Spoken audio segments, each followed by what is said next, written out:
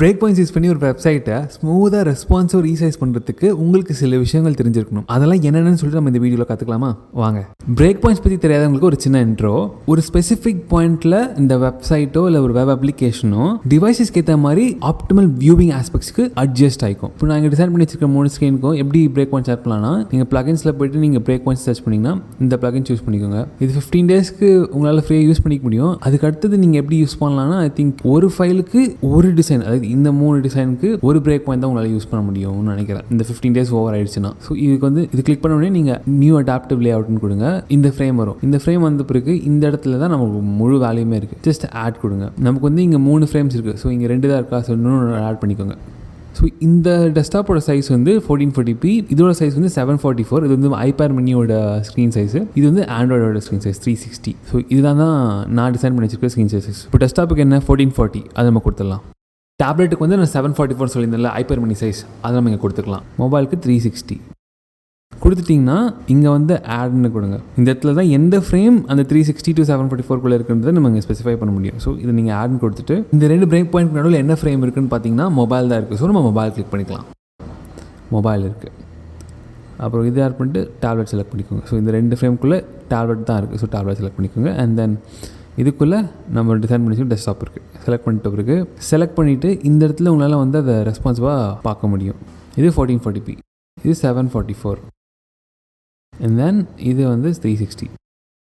நீங்கள் இங்கே பார்க்குறீங்களா, எதுவுமே பர்ஃபெக்டாகவே இல்லை இந்த இடத்துல. இப்போ நான் டேப்லெட்டுக்கு தள்ளுறேன்னா, இப்போ ஃபார் எக்ஸாம்பிள் சப்போஸ் இதுதான் பிரேக் பாயிண்ட்னு வச்சுக்கோங்களேன். இந்த லோகோவும் இந்த மெனுவும் ஓவர்லேப் ஆகுது பார்த்தீங்களா?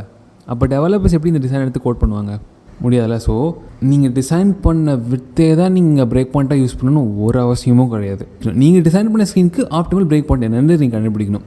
அந்த பிரேக் பாயிண்ட்ஸோட ரேஞ்சஸ் வந்து இப்போது இருக்கிற டிவைசஸோட நிலைமையை பொறுத்து இதெல்லாம் தான் இருக்குது.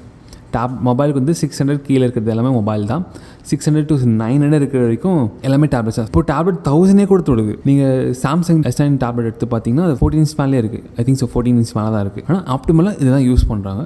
அந்த லேப்டாப்புக்கு இது டெஸ்க்டாப் வந்து 900 மேலே எது இருந்தாலுமே டெஸ்க்டாப். இந்த ரேஞ்சஸ்க்குள்ளே நம்ம டிசைன் பண்ண ஸ்க்ரீன் எதுக்கு வரைக்கும் ஆப்டிமலாக கரெக்டாக வருதுன்னு தெரிஞ்சிச்சுன்னா நம்ம அந்த பிரேக் பாயிண்ட் சூஸ் பண்ணிக்கணும். அந்த பிரேக் பாயிண்ட்ஸில் எல்லாமே கரெக்டாக வந்ததுன்னா இப்போ எந்த பிரேக் பாயிண்ட் நிறுத்தினாலும் டிசைன் கரெக்டாக வரும். ஸோ அதுதான் கான்செப்டிங்க. அதை எப்படி பண்ணலான்னா, இதில் வந்து நான் மொபைல் ஆரம்பிக்கலாம். மொபைல் வந்து எது வரைக்கும் போகுதுன்னு பாருங்கள். ஆப்டிமலாக மொபைல் வந்து 600 வரைக்கும் போகணும். நான் இங்கே 360 டிசைன் பண்ணி வச்சுருக்கேன். ஜஸ்ட் 600 கொடுத்து பாருங்கள்.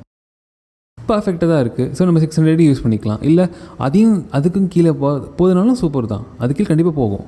600 கரெக்டாக இருக்கும். நம்ம 600 வச்சுப்போம். அஃப்கோர்ஸ் இந்த மாதிரி பண்ணும்போது நம்மளால் மேனுவலாக அட்ஜஸ்ட் பண்ண விஷயங்களும் நம்ம அட்ஜஸ்ட் பண்ணி தான் ஆகணும். அதை தாண்டி பிரேக் பாயிண்ட்ஸில் இந்த டிசைன்ஸில் கரெக்டாக வருதான்றது தான் இப்போ நம்ம இங்கே பார்க்குற முக்கியமான பாயிண்ட். ஸோ அதை மட்டும் நம்ம கொஞ்சம் ஃபோக்கஸ் பண்ணுவோம். ஏன் நான் 600 இப்போ இங்கே வைக்கிறேன்னா, டேப்லெட் எவ்வளோ தூரம் வரும்னு நமக்கு தெரியாது, ரைட்? டேப்லெட் 600க்குள்ளே சூப்பராக இருந்ததுன்னா நம்ம 600 யூஸ் பண்ணிக்க முடியும்.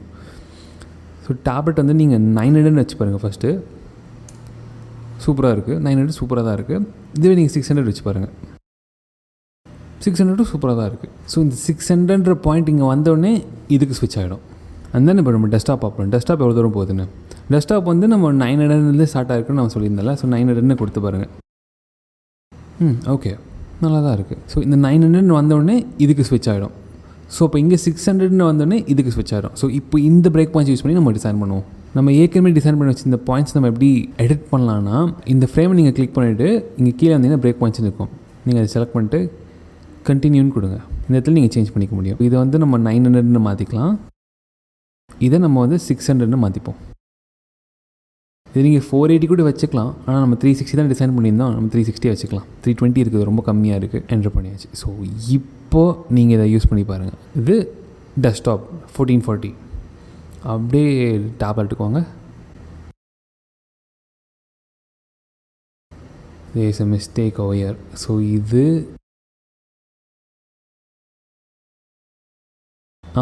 எங்கே பாருங்கள், கன்ஸ்ட்ரைன்ஸ் சரியாக கொடுக்கல, ரைட்னு கொடுத்துருங்க. அவ்வளோதான். இப்போ கரெக்டாக வரும். அந்த சேஞ்சஸ் இதுலேயே ரிஃப்ளெக்ட் ஆகிடுச்சு. பாருங்கள், கரெக்டாக வந்துச்சு. அச்சு சிம்பிள். இந்த மாதிரி மிஸ்டேக்ஸ் வரும் கைஸ். கரெக்ட் பண்ண தெரிஞ்சால் போதும், அவ்வளோதான். அண்ட் இந்த இடத்துல பார்த்தீங்களா, இந்த டெக்ஸ்ட் கரெக்டாக இல்லை. நீங்கள் இந்த இடத்துல கரெக்ட் பண்ணிட்டீங்கன்னா நெக்ஸ்ட் டைம் இது ஆட்டோமேட்டிக்காக நீங்கள் எப்படி கரெக்ட் பண்ணி வச்சுருந்தோ அதே மாதிரி தான் வரும். இப்போ 900 இல்லை 600, இப்போ 360. பர்ஃபெக்ட். நீங்கள் இந்த பிரேக் பாயிண்ட் பிளகின் யூஸ் பண்ணாலே இதெல்லாம் ரெஸ்பான்சிவாக மாறிடுமான்னு கேட்டிங்கன்னா கண்டிப்பாக கிடையாது. நீங்கள் ரெஸ்பான்சிவாக டிசைன் பண்ணி வச்சிருக்கணும். கன்ஸ்ட்ரெயின்ஸ் நாட்லாம் யூஸ் பண்ணி நீங்கள் ரெஸ்பான்சிவாக டிசைன் பண்ணி வச்சிருக்கணும். அது உங்களுக்கு தெரியலனா நாங்கள் கொடுத்துருக்க வீடியோவில் செக் பண்ணி பாருங்கள் கைஸ். அண்ட் இந்த மாதிரி வேறு ஏதாச்சும் டாபிக்ஸ் உங்களுக்கு வீடியோ வேணும்னா அந்த டாப்பிக்கை நீங்கள் ஜஸ்ட் கமெண்ட் பண்ணுங்கள் guys. I'll definitely make a video about it. அப்புறம் இந்த மாதிரி இன்ட்ரெஸ்டிங்கான வீடியோஸ்க்கு மறக்காம ரசாஷாவை சப்ஸ்கிரைப் பண்ணிக்கோங்க. நான் உங்களை இன்னொரு இன்ட்ரெஸ்டிங்கான வீடியோவில் பார்க்குறேன் கைஸ். Cheers, enjoy.